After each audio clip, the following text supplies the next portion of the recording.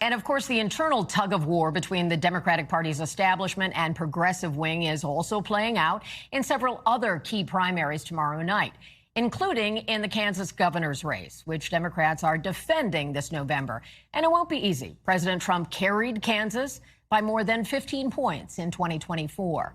Two state senators, Ethan Corson and Cindy Holscher, as well as Mayor Kurt Skoog of Overland Park, are vying for the Democratic nomination. The term-limited governor, Governor Laura Kelly, has thrown her support behind Corson, while Holscher is winning over more progressive, anti-establishment voters. And joining me now is Kansas State Senator Cindy Holscher. We're so glad that you could be with us. We want to hear from you today. Thank you for making time in the midst of the campaign. So as we kick this off, thank you so much for having me. Good. Thank you for being here. Thank you for being here. So the governor's race is currently rated lean Republican in November by the Cook Political Report. They're tracking all those dynamics. There are far more Republican voters than Democrats in the state. So why do you think you are the best candidate to represent the party, the Democratic Party, in November?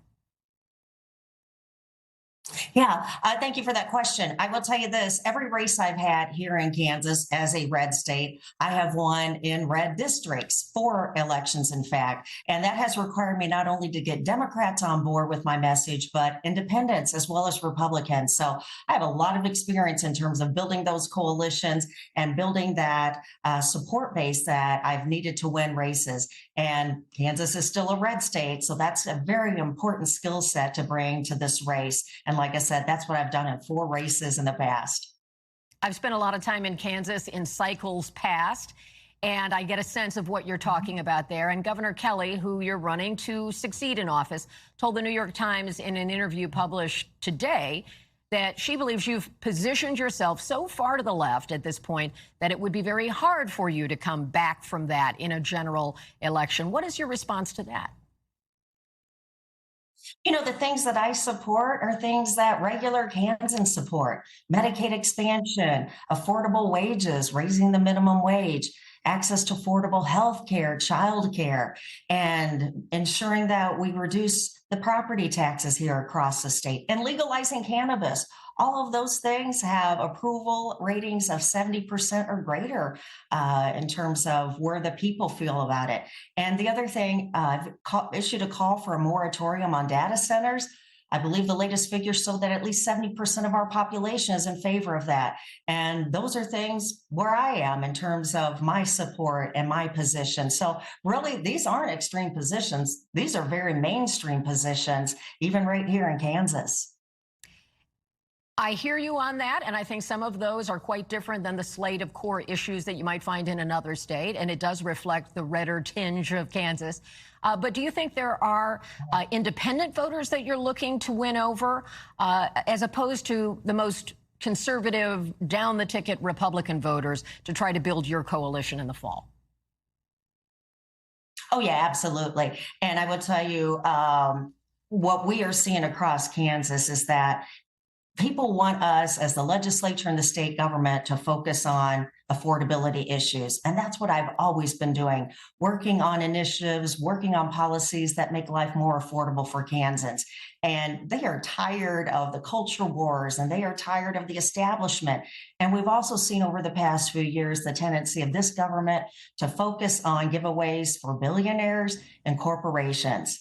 And Kansans are extremely fatigued of that. I want to make sure that our core services are funded, as well as our public schools. And like I said, that's where so much of the focus is right now. And that goes across party structure, whether it be Republican, Democrat, or independent.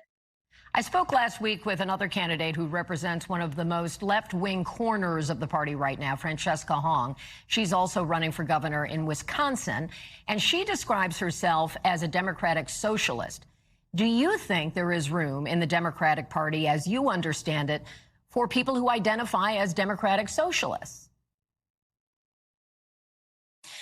You know, whatever the label is, you know, and it seems to vary from region to region and state to state. Again, in Kansas, my views and the things I'm supporting aren't necessarily progressive. It's mainstream in terms of what the people want. And that's what I'm fighting for. I'm the only person in this race that comes from a farm, from a military family, as well as a union family. I'm the most successful Democrat in the Senate in terms of getting bills implemented and actually work to end the disastrous Brownback experiment.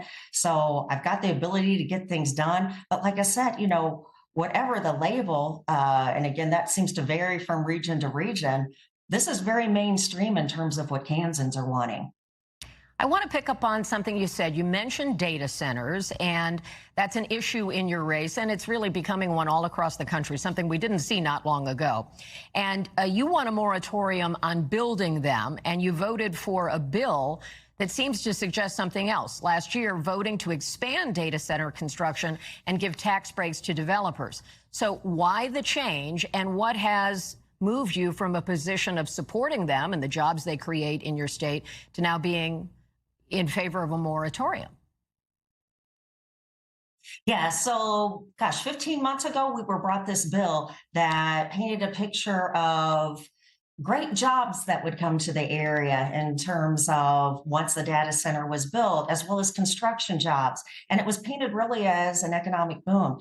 And that sounded great, of course. And as a leader in the state, I feel we should be willing to explore, economic potential. So, like I said, that's what was painted for us in terms of what this could do. But what we have seen in the time frame since is something very different. We are seeing these hyperscale data centers come into communities that are sucking up water, jacking up utility rates, and often leaving the taxpayer with a huge burden. Additionally, the jobs just haven't manifested. And at times, even the construction jobs go to crews brought in from out of state that are affiliated with the technology companies. So what I want to do is I want to make sure that we have the guardrails in place to protect our resources, to ensure local jobs with livable wages. And the So thing do you is, regret your again, earlier I want to vote? be.